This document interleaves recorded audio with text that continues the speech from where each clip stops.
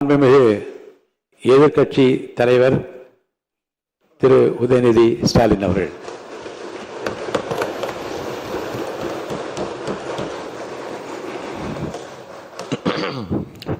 மாண்புமிகு பேரவைத் தலைவர் அவர்களே, துணைத் தலைவர் அவர்களே, முதலமைச்சர் அவர்களே,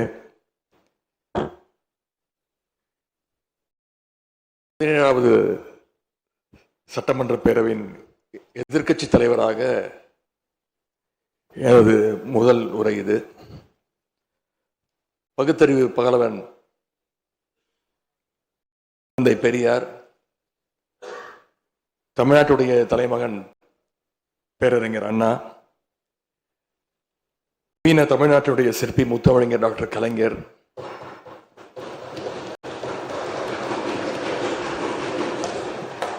இந்தியாவுக்கே வழிகாட்டிய திராவிட மாடல் ஆட்சியை தந்த திராவிட முன்னேற்ற கழகத்துடைய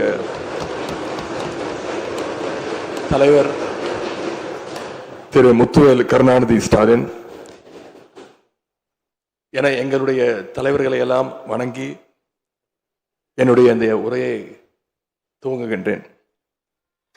முதல்ல என்னை 2வது முறையாக தேர்ந்தெடுத்து இந்த சட்டமன்றத்திற்கு அனுப்பிய என்னுடைய சேப்பாக்கம் திருவல்லிக்கேணி தொகுதி மக்களுக்கு என்னுடைய நன்றியை நான் இங்கே தெரிவித்துக் கொள்கின்றேன்.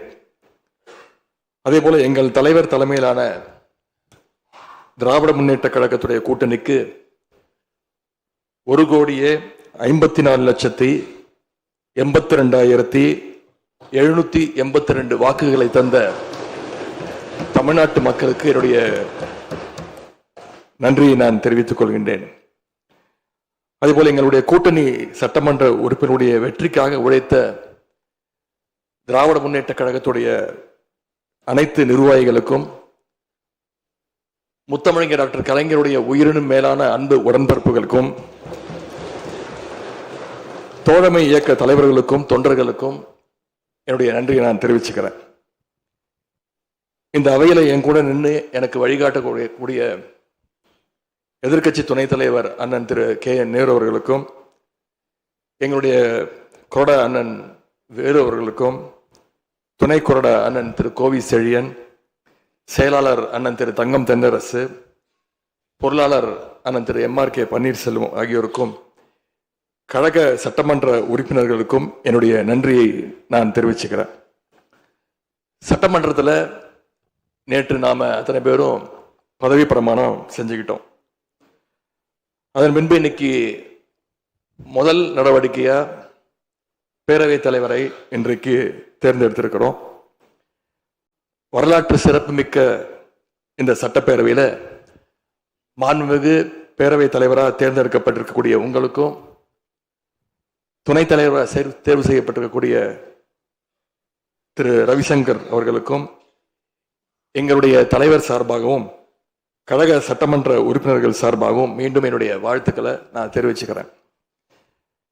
மாண்புமிகு பேரவைத் தலைவர் அவர்களே, இங்கே ஏற்கனவே எல்லாரும் குறிப்பிட்டது போல நானும் கேள்விப்பட்டிருக்கேன். நீங்க எப்பொழுதுமே சிரித்த முகத்துக்கு சொந்தக்காரர்னு கேள்விப்பட்டிருக்கிறேன். அது மட்டும் இல்லை, எல்லோருடையும் மிகுந்த அன்போடு பழகக்கூடியவர் அப்படின்னு பலர் சொல்லி நான் கேள்விப்பட்டிருக்கிறேன். இதே சட்டப்பேரவையில் 1980ஆம் ஆண்டு தேர்தலையும் 2011 சட்டமன்ற தேர்தலையும் நீங்க வெற்றி பெற்று ஒரு சிறந்த சட்டமன்ற உறுப்பினராக நீங்க பணியாற்றி இருக்கிறீங்க. எனவே பேரவையுடைய மரபுகளும் விதிகளும் உங்களுக்கு புதுசு கிடையாது. நீங்க தேர்ந்தெடுக்கப்பட்ட இப்பொழுது சேர்த்து 3 முறையும் ஆளுங்கட்சி உறுப்பினராக சட்டமன்றத்துக்குள்ள நீங்க வந்திருக்கிறீங்க. இந்த முறை எதிர்க்கட்சிகளையும் அரவணைச்சு செயல்படுகின்ற ஒரு பேரவைத் தலைவரா நீங்க பொறுப்பேற்றிருக்கிறீங்க. அந்த பொறுப்புல ரொம்ப சிறப்பா நடுநிலைமையோடு செயல்படுவீங்க அப்படிங்கிறது தான் எங்க அத்தனை பேருடைய எதிர்பார்ப்பு. அதே போல ஒரு எளிய பின்னணியிலிருந்து வந்த முதன்முறையாக சட்டமன்ற உறுப்பினராக பொறுப்பேற்றிருக்கக்கூடிய, மக்களால் தேர்ந்தெடுக்கப்பட்டிருக்கக்கூடிய திரு மாண்புமிகு ரவிக்குமார் அவர்கள் பேரவையினுடைய துணைத் தலைவராக உங்களுக்கு உறுதுணையாக இருந்து இந்த அவையை வழிநடத்துவார் அப்படின்னு நாங்கள் அத்தனை பேரும் நம்புகிறோம். மாண்புமிகு பேரவைத் தலைவர் அவர்களே, நம்முடைய மாண்பு முதலமைச்சர் அவர்கள் நேற்று எங்களுடைய தலைவருடைய வீடுகளுக்கும் அனைத்து கட்சி தலைவருடைய வீடுகளுக்கும் சென்று வாழ்த்துக்கள்லாம் பெற்றுக்கிட்டு போனார். அந்த அரசியல் நாகரிகம் இந்த பேரவையிலும் தொடரணும் அப்படிங்கிறதா எங்களுடைய எண்ணம், எதிர்பார்ப்பு. ஏற்கனவே நான் சொல்லியிருந்தாலும் மறுபடியும் சொல்ல விரும்புகிறேன். திராவிட முன்னேற்ற கழகம் இந்த சட்டப்பேரவையில் எதிரி கட்சியா இல்லாம ஒரு ஆக்கப்பூர்வமான எதிர்கட்சியாக நிச்சயம் செயல்படும். எங்க தலைவர் அவர்கள் சொன்ன மாதிரி திராவிட முன்னேற்ற கழகம் என்னைக்குமே ஒரு ஆக்க சக்தி தான். மாண்புமிகு பேரவைத் தலைவர்களே, இந்த பேரவைக்குன்னு ஒரு மிகப்பெரிய வரலாறு இருக்கு. இன்னைக்கு இந்தியாவில் பண்பாட்டு ரீதியாகவும் பொருளாதார ரீதியாகவும் தமிழ்நாடு சிறப்பாக முன்னேறி இருக்கு. அப்படின்னா இந்த பேரவையில் நடந்த விவாதங்கள், எடுக்கப்பட்ட முடிவுகள், இயற்றப்பட்ட சட்டங்கள், நிறைவேற்றப்பட்ட தீர்மானங்கள், இதெல்லாம் தான் ஒரு காரணம். பிற மாநிலங்களுக்கெல்லாம் ஒரு எடுத்துக்காட்டாக வழிகாட்டக்கூடிய வகையில் செயல்பட்டு இந்தியாவையே திரும்பி பார்க்க வச்ச சட்டமன்ற பேரவை இந்த தமிழ்நாட்டு சட்டமன்ற பேரவை. அப்படிப்பட்ட இந்த பேரவையில் ஆரோக்கியமான ஆக்கப்பூர்வமான விவாதங்களுக்கு இடம் கொடுத்து ஜனநாயக மாண்புகளுக்கு முக்கியத்துவம் கொடுத்து பேரவைத் தலைவர் அவர்கள் என்றைக்கும் நடுநிலைமையோடு செயல்பட வேண்டும் என்று நாங்கள் அனைவரும் விரும்புகின்றோம். நாம் எங்க ஆளுங்கட்சி எதிர்கட்சி அப்படின்னு எதிர் வரிசையில் உட்கார்ந்திருந்தாலும் தமிழ்நாட்டுடைய வளர்ச்சின்னு வரும்பொழுது நாம் அனைவரும் ஒரே வரிசையில் முன் வரிசையில் நின்று உழைக்கணும்னு நான் விரும்புகிறேன். அதைத்தான் தமிழ்நாட்டு மக்களும் எதிர்பார்த்துக்கிட்டு இருக்கிறாங்க, விரும்புகிறாங்க. திராவிட முன்னேற்ற கழகமும் அதைத்தான் விரும்புது. எங்களுடைய தலைவர் அவர்கள் கடந்த 5 ஆண்டுகள்ல அடிக்கடி சொல்ற ஒரு வார்த்தை, இது எனது அரசு அல்ல நமது அரசு என்று எங்களுடைய தலைவர் அவர்கள் அடிக்கடி சொல்லுவார். அதை நிரூபிச்சும் காட்டியிருக்கிறார். சென்ற திராவிட மாடல் அரசுங்கிறது வாக்களிச்ச மக்களுக்கு மட்டும் இல்லாம வாக்களிக்காத மக்களுக்குமான அரசாகத்தான் செயல்பட்டு வந்தது. ஆகவே இந்த புதிய அரசும் அனைவருக்குமான அரசாக உங்களுக்கு வாக்களிக்காத மக்களுக்குமான அரசாக செயல்படும்னு நான் விரும்புகிறேன். இந்த நேரத்தில் இன்னொரு விஷயத்தையும் இங்கே நினைவுபடுத்த விரும்புகிறேன். மாண்புமிகு பேரவைத் தலைவர் அவர்களும் மாண்புமிகு முதலமைச்சர் அவர்களும் இன்னைக்கு எதிர்கட்சி தலைவராக இருக்கிற நானும் ஒரே காலேஜில் படித்த ஓல்டு ஸ்டூடெண்ட்ஸ். ஒரே காலேஜில் நாம் படிச்சிருந்தாலும் அரசாங்கத்தை நடத்துறதுல திமுக தான் சீனியர் பேட்ச். அது உங்களுக்கு தெரியும். 1967 ஆட்சிக்கு வந்தது திமுக தான். நாங்கள் தான் சீனியர்ஸ். அந்த அடிப்படையில் எங்களுடைய நாலேஜையும் எக்ஸ்பீரியன்ஸையும் நாங்கள் ஷேர் பண்ணிக்க ரெடியாக இருக்கோம். அதை ஏற்றுக்க நீங்களும் தயாராக இருங்க. ஏன்னா நமக்கு எப்பவுமே தமிழ்நாட்டு மாநிலத்துடைய நலன்தான் மிக மிக முக்கியம். மாண்புமிகு பேரவைத் தலைவர் அவர்களே, நீங்கள் போட்டியின்றி தேர்வாகியிருக்கீங்க. மாண்புமிகு முதலமைச்சரும் எதிர்கட்சி தலைவரான நானும் உங்களை அவை முன்னவரும் இந்த இருக்கையில் உட்கார வச்சிருக்கிறோம், அமர வச்சிருக்கிறோம். இன்னைக்கு உங்கள் கையை பிடிச்சி அழைச்சிட்டு வந்து உட்கார வச்சிருக்கிறோம். இனி எங்கள் 2 தரப்பையும் நீங்கள் தான் கையை பிடிச்சி அரவணைச்சு கோவம் இல்லாமல் கோவப்படாமல், நீங்கள் கோவப்பட மாட்டீங்கன்னு தெரியும், உங்களை கோவப்படுத்துகிற மாதிரி எந்த செயலையும் நாங்கள் செய்ய மாட்டோம். சட்டமன்ற ஜனநாயகத்தில் ஆளுங்கட்சி காதுகளாகவும் எதிர்கட்சி குரலாகவும் இருக்க வேண்டும். அதில் தான் இந்த அவையுடைய பெருமை நிச்சயம் அடங்கி இருக்கு. பொதுவாக இதுக்கு முந்தைய சட்டமன்ற பேரவை எடுத்துக்கிட்டா ஆளுங்கட்சி வரிசையில் அதிக உறுப்பினர்களும் எதிர்கட்சி வரிசையில் அதை விட குறைவான உறுப்பினர்களும் இருப்பாங்க. ஆனால் இந்த முறை கிட்டத்தட்ட ஆளுங்கட்சிக்கு இணையான எதிர்கட்சி வரிசை வலிமையா இன்னைக்கு அமைஞ்சிருக்கு. அதுதான் இந்த பேரவையுடைய இன்னொரு கூடுதல் சிறப்பு. இதன் மூலமா தமிழ்நாட்டு மக்கள் ஒரு முக்கியமான செய்தியை நமக்கு சொல்லி இருக்கிறாங்க. அது என்னன்னா, எதிர்கட்சி வரிசை மிக மிக வலிமையாக இருந்து இந்த அரசை, புதிய அரசை வழிநடத்தணும், ஆக்கப்பூர்வமான விமர்சனங்களை முன்வைக்கணும் அப்படின்னு மக்கள் நமக்கு சொல்லி இருக்கிறாங்க. நான் நம்புறேன். ஆகவே மக்களுடைய எண்ணத்தை பிரதிபலிக்கிற மாதிரி எங்களுடைய பணிகள் நிச்சயம் இருக்கும். மாண்பு பேரவைத் தலைவர் அவர்களே, இந்த அரசு பொறுப்பேற்ற நிகழ்ச்சியில் நடந்த ஒரு நிகழ்வை இங்க நான் சுட்டிக்காட்ட விரும்புகின்றேன். ஏற்கனவே சுட்டிக்காட்டியிருக்கிறாங்க. அந்த நிகழ்ச்சியில தமிழ்தாய் வாழ்த்து 3வது இடத்துக்கு தள்ளப்பட்டிருக்கு. இது தமிழ்நாட்டு மக்கள் மத்தியில மிகப்பெரிய ஒரு கோபத்தையும் அதிர்ச்சியையும் ஏற்படுத்தியிருக்கு. அதை எதிர்க்கட்சிகள் எல்லோரும் விமர்சிச்சிருக்கிறோம். அதுக்கு ஆளுங்கட்சியும் ஒரு விளக்கத்தையும் கொடுத்திருக்கிறாங்க, நானும் பார்த்தேன். எங்களோட கருத்து என்ன அப்படின்னா, பாஜக ஆட்சிக்கு வந்திருக்கக்கூடிய மேற்கு வங்க மாநிலத்துல பதவியேற்பு நிகழ்ச்சியின் போது வந்தே மாதரம் பாட்டு பாடப்படலை. ஆனா இங்க தமிழ்நாட்டுல அது பாடப்பட்டிருக்கு. மேற்கு வங்கத்துல இன்னைக்கு யாரு ஆளுநரா போய் உட்கார்ந்துருக்காங்க அப்படின்னு உங்க அத்தனை பேருக்கும் தெரியும், நான் சொல்ல வேண்டிய அவசியம் இல்லை. அவர் இங்க ஆளுநரா இருந்தப்போ தமிழ்நாடு சட்டமன்ற பேரவையில தமிழ்தாய் வாழ்த்துக்கு முன்னாடி தேசிய கீதம் பாடணும்னு பேரவையினுடைய மரபையே மாத்த சொன்னவர் தான் இன்னைக்கு மேற்கு வங்கத்துல ஆளுநரா இருக்கிறார். அதை நாங்க உறுதியா, எங்களுடைய தலைவர் அப்போதைய முதலமைச்சர் உறுதியா மறுத்தார். அதனால 2023ஆம் ஆண்டு முதல் தொடர்ந்து 3 வருஷம் அவர் பேரவையிலிருந்து வெளிநடப்பு செஞ்சுட்டு போன காட்சிகளை எல்லாம் நீங்களும் பார்த்திருப்பீங்க. இதன் மூலமா நாங்க சொல்ல வர்றது, அடுத்து விரைவிலேயே இந்த பேரவையில ஆளுநர் உரை நிகழ்த்த இருக்கிறார்.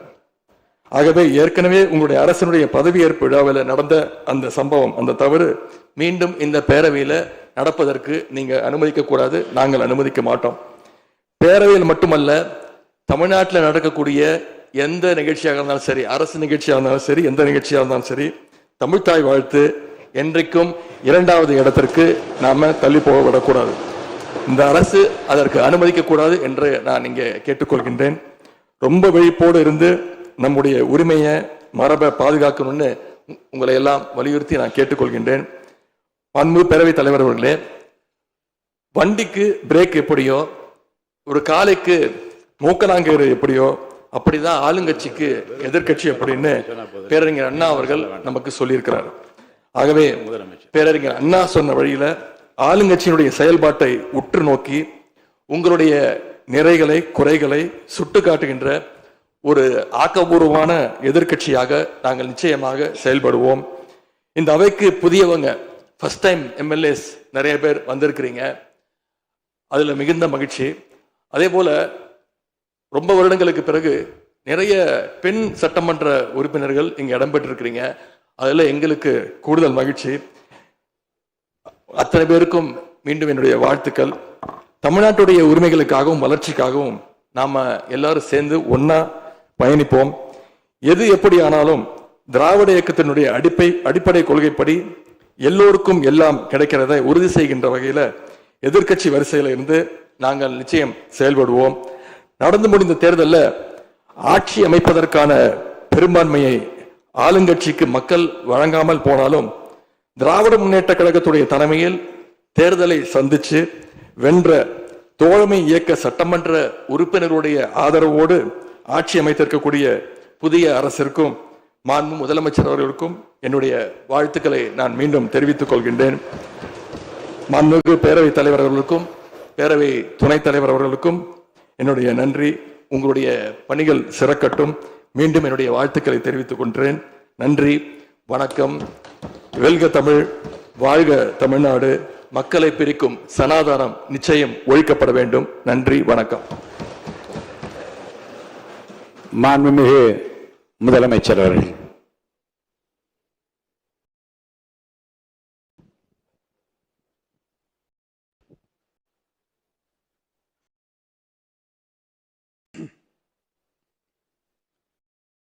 மாண்புமிகு பேரவைத் தலைவர் அவர்களே, மக்களே மக்களுக்காக, மக்களால் நடத்தும் ஆட்சி மக்களாட்சி என்றார் அமெரிக்க முன்னாள் குடியரசுத் தலைவர் திரு ஆப்ரஹாம் லிங்கன். இன்றைக்கு அமைந்துள்ள மக்களாட்சி மலர்வதற்கு மக்களிடம் உள்ள பெரும் எதிர்பார்ப்பு, அவர்களுடைய எதிர்பார்ப்புகளை இப்பேரவையின் கவனத்திற்கு கொண்டு வந்து அதனை செயல்படுத்துவதற்கான திட்டங்களை, சட்டங்களை அமல்படுத்த வேண்டிய பொறுப்பு இப்பேரவைக்கு உள்ளது. அதிகமான மக்கள் அதிக நன்மைகளை இந்த ஆட்சி காலத்தில் நன்மை பெற்றுள்ளார்கள் என்கிற வகையில் நம்முடைய செயல்பாடுகள் அமைய வேண்டும். இங்கே அனைவரும் சமம்.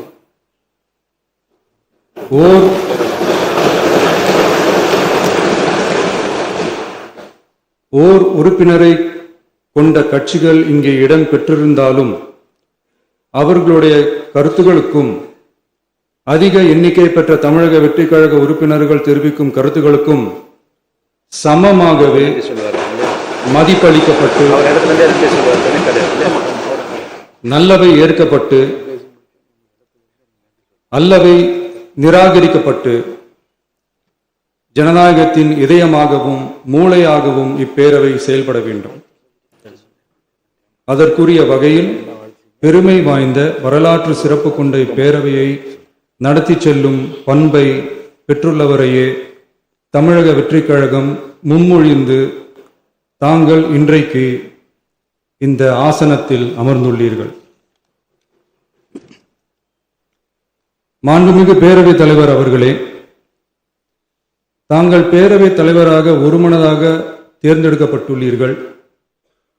தங்களை இந்த ஆசனத்தில் மாண்புமிகு பேரவை முன்னவரும் எதிர்க்கட்சி தலைவரும் தங்களுடைய கரங்களை பிடித்து அழைத்து சென்று அமர வைத்தார்கள். இந்த சம்பிரதாயம் எப்படி வந்தது என்று சொன்னால் சுவாரஸ்யமாக இருக்கும். பெரிய வரலாறு சம்பவத்தில் உள்ளது. இங்கிலாந்து நாட்டில் உள்ள பாராளுமன்ற நடைமுறைகளை போன்றதே நம்முடைய பாராளுமன்ற நடைமுறைகளும். மன்னராட்சி இருந்த காலத்திலேயே அங்க பாராளுமன்றம் இயங்கியுள்ளது. அக்காலத்தில் அனைத்து அதிகாரங்களையும் பெற்ற மன்னரும் இருந்தார், பாராளுமன்றமும் இயங்கியது. அங்கே மன்னர் ஒரு பணியை செய்ய வேண்டும் என்று விரும்புவார். பாராளுமன்றம் அவருடைய விருப்பத்தை பெரும்பாலும் நிராகரிக்கும்.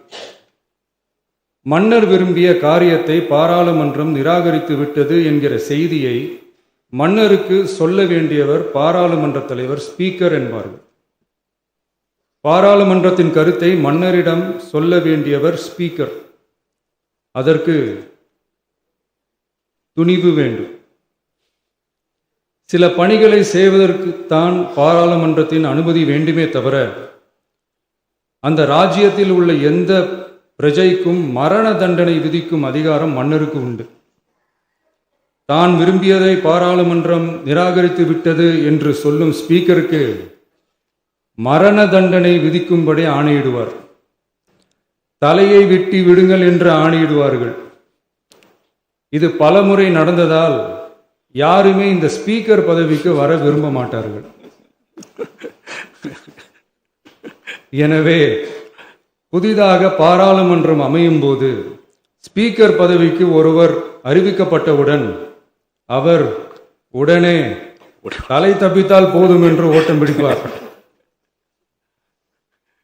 அணை முன்னவரும் எதிர்க்கட்சி தலைவரும் அவரை தடுத்து நிறுத்தி அவர் கைகளை பிடித்து இழுத்து வந்து ஆசனத்தில் அமர வைப்பார்கள். இதுதான் அந்த காலத்தில் இருந்து வந்த மரபு. ஜனநாயக முறை ஏற்பட்ட பிறகும் இம்மரபு தொடர்கிறது.